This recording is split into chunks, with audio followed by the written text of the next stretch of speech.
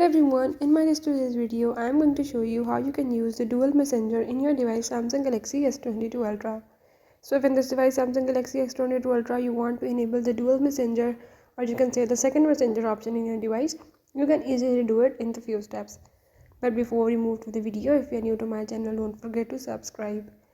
Now to learn about the dual messenger, follow the steps, watch the video till end and you will learn how you can do it. Let's watch the video.